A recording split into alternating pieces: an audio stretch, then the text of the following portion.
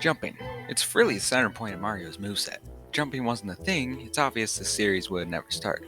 So, for some reason, I've dedicated today to try and beat Super Mario Odyssey without ever jumping. So, let's establish the rules. Basically, everything's allowed but jumping. At the end of the game, talking to Toadette gets you a real in-game jump counter. So, I found out that a regular jump, a back somersault, a side somersault, a long jump, jumping off the surface of the water, a ground pound jump, or any type of 2D jump all increments this counter and is therefore banned. So you're probably saying that there's no way this challenge is possible, and you would be right if it wasn't for Cappy.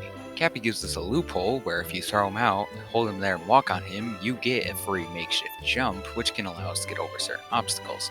And here's the kicker, any jump performed in a capture also does not count towards the counter. So let's see if this is possible. First input of the game and we're already stuck. The game will respond to nothing but the jump button. And this looks really bad, but we're actually okay here. Because jumping here doesn't actually count as a jump, but more as a 4-second long cutscene of Cappy running away from you. So all we have to do is walk into the Cappy encounter. We're able to get Cappy to unlock our makeshift jump and bounce up to the Top Hat Tower with relative ease. We frog jump into the boss arena and then beat Topper pretty easily as well. From there, we are able to bounce onto the wire and start the real game in Cascade Kingdom. We get our first moon, and our objective is to beat Madame Brutale, which is our first unavoidable boss fight, as there aren't enough moons to proceed without it. First, I tried going the intended way, but then realized I couldn't do this 2D section to get up to her. Luckily, the speedrun community came in clutch and gave us Dino Skip, where you run the dinosaur on top of this trampoline and then dive, just barely making it into the cutscene trigger. Skip didn't require any jumping action, and neither did the Madame Brutale boss fight. So we were out of there and on to Sand Kingdom. Our objective was to go top the highest tower, but that tower was a 2D section, so that wasn't going to be happening anytime soon. Luckily, you don't actually need to do the objective to move on to the next kingdom, you just need to get the sufficient amount of moons, and Sand Kingdom had more than enough moons scattered around that were within my reach. So we got the Odyssey powered up pretty quick, and made our way to the next kingdom. We had a fork in the road, but I decided to go to Lake Kingdom first, and this one was pretty easy too. We only needed 8 moons to leave here, and a bunch of those moons were in the water. And since swimming doesn't count as a jump, we're able to play the majority of this kingdom like normal. Wooded was about the same thing, even though the moons were a little bit harder to get. Jumping is a lot more important here, and there were a good bit I wasn't able to get. Luckily, there were a ton of nut moons that I was able to get easily. These platforms were a pain because you're not able to just jump, so you need to jump over all of them or you're dead. So I beat up another Brutal and went into the deep woods to find some more moon. Luckily, the rest of the moons I needed were down there. But I have to point out this moon, where I couldn't jump the 2 centimeters to get this moon because Cappy was sitting on the scarecrow. Come on, game. We left Wooded Kingdom and made our way to Cloud Kingdom, where Mario was going to pick a fight with Bowser. This fight's normally really easy, but this was a bit harder than I thought. I didn't have any problems with getting the hat or punching Bowser once I got to him, but now I couldn't dodge these fire rings that came out whenever Bowser jumped. Because Cappy was once again too busy to give me any sort of leverage, it was a guarantee to get hit by these. Luckily, hitting these fake hats can sometimes get you a heart, so my strategy for now was to tank the hit on one of the fire rings and walk up to him with invincibility frames. On the last phase, you're normally supposed to jump over a tail swipe, but if you back up in time, you can still dodge it.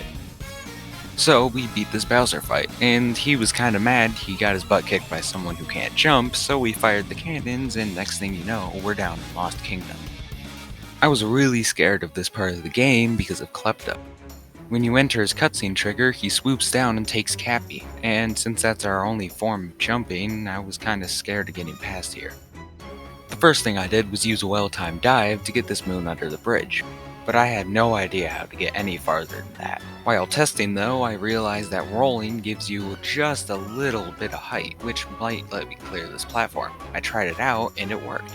From there I can wall jump off this wall and then ground pound to switch the platform. From there you can wall jump dive a couple times to get up to the upper level. Then I was able to use a roll hop to get on top of this tree. Problem is, there's really nothing we can do here. There was no way I was going to be able to get enough height to actually get on top of this platform. So we were kind of stuck, and we're so close. I tried out 2-player to see if I could do anything there, and the answer is nothing. So my next task was to just find as many moons as I can. But without Cappy, this is way easier said than done. You have to pull off a lot of precise inputs to be able to do this with no help. I could snag this moon in the cage and went for the moon by the 2D section next. It required a couple scary wall jumps, but I got there anyway. I tried going for the moon shards next, and there was just no way I was getting enough distance to get to all of them without a capture. Even if I did get enough moons to leave, I don't have Cappy to trigger the Odyssey, so we needed a way to skip Klepto. I tried the speedrun strat first, where you do some cool looking cap jumps to get onto this nearby cage, where you can skip the cutscene trigger. But as of the new update, landing on the cage triggers the Klepto cutscene, so there goes that. I tried using 2-player to get onto the upper platform without the cage, but that wasn't happening anytime soon. So I tried a different strat. Normally you're supposed to triple jump to get over to the other side of the platform, but I couldn't do the triple jump. I gave it my best shot anyway with the cat bounce, and I just barely missed it, but I knew this had to be possible. So sure enough, after a couple tries, this happened. Yeah, that was pretty close. But now we had access to the whole kingdom. We could deal with Klepto accordingly too. Nintendo probably anticipated something like this would happen, and if you go to Klepto and you actually have Cappy, you're still able to kill him, so he was out of the way now. So we repaired the Odyssey super quickly after that, and made our way on to Metro Kingdom, in the Night Cycle. There we were required to fight this Mecha Wiggler thing, but the whole fight started tank capture, so we're good to go. So the Mecha Wiggler thing was done, and we were on to Day Metro, which was also kind of easy because there were just so many moons in this kingdom. So I lapped the whole kingdom and picked up whatever moon was in reach. I tried Jump Up Superstar for kicks. Nope. Luckily I already had all the moons I needed, so I could just head out with the Odyssey and on to Snow Kingdom. I won't waste your time and say that Snow Kingdom was pretty easy. There were only 10 moons that we needed, and we really just had to do a couple cool looking parkour tricks to get enough moons. Seaside Kingdom had the same deal as Lake Kingdom, where there weren't many moons and a lot of them were locked behind water. Luncheon Kingdom was basically just another wooded kingdom, but this was the last easy part that this run gave us. So we were off to Bowser's Kingdom next, where we immediately get jumped by Bowser, this time with the dragon. What? And we get shot straight out of the sky, and we have to fight the ruined dragon, which is a pain in the butt to do without jumping. I couldn't avoid these electrical surges normally because I couldn't jump fast enough to avoid them. You have to get really lucky like I did in that clip to be able to dodge it. Once you actually do dodge the lightning, you need to unhook the hooks from the dragon's head, which is easier said than done because now I just jump 40 times slower. So I would always come up short trying to stomp on his head in time, and whenever I did, it was always a close call. This one took a couple tries, but soon enough I did get it with just 1 health. With the dragon done, we were on to Bowser's Kingdom. But the main parts of the kingdom were traversed by this bird capture, and the brutal boss fight was the same deal, so we were on to Moon Kingdom to crash Bowser's wedding. And this Bowser fight made the ruined dragon look easy. This was basically the Cloud Kingdom fight, except just a million times harder. Bowser throws too many attacks at you in this fight, so I couldn't afford to tank the hits on these fire rings. I remembered that little roll hop that I used back in Lost Kingdom and thought maybe I could use that to clear the fire rings. I tried it out and it worked. This jump is super tough, and you need to get it basically frame perfect back to back to back to come out here unscathed. His tail swipe now creates a fire ring, so you have to swerve the tail swipe and do a roll hop over the fire ring, which is definitely not easy, because if you get hit, he'll just restart the phase and you'll be making no progress. And if you manage to get that down, good job, but that's just phase 1. Phase 2, you basically just have to do phase 1 again, except this time once you get to Bowser, he'll do 2 tail swipes. If you get too far away whilst trying to roll hop over these fire rings, he'll just get up and restart the phase, which made me want to give up on life whenever that happened.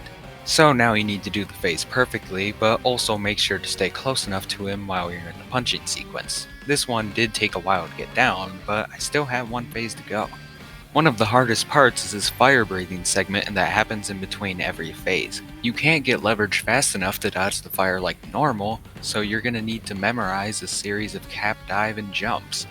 For the final phase, you need to dodge 3 tail swipes in a row and then a final one after that. And remember, get hit once by the tail swipe and he restarts. I learned that if you punch in this right position, the game will auto kick you down this ledge once you're finished, and it gives you a lot more space. Using this loophole and a lot of Mario's lives, I was miraculously able to dodge all 3 and then dodge the final tail swipe at the end. And the fight was finally over, and Bowser was done. After 4 hours of fighting this guy, I made it to the final room, and the hard part of this game was over. With just 1 health, I captured Bowser to enter the final sequence, which you can play like normal because, Bowser is captured.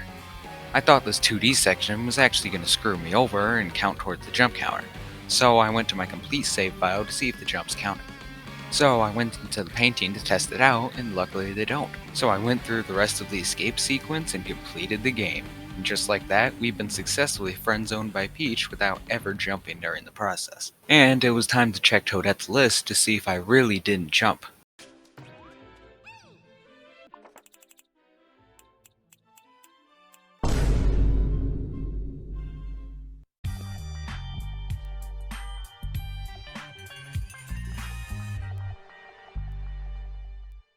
Okay, thanks for watching, bye.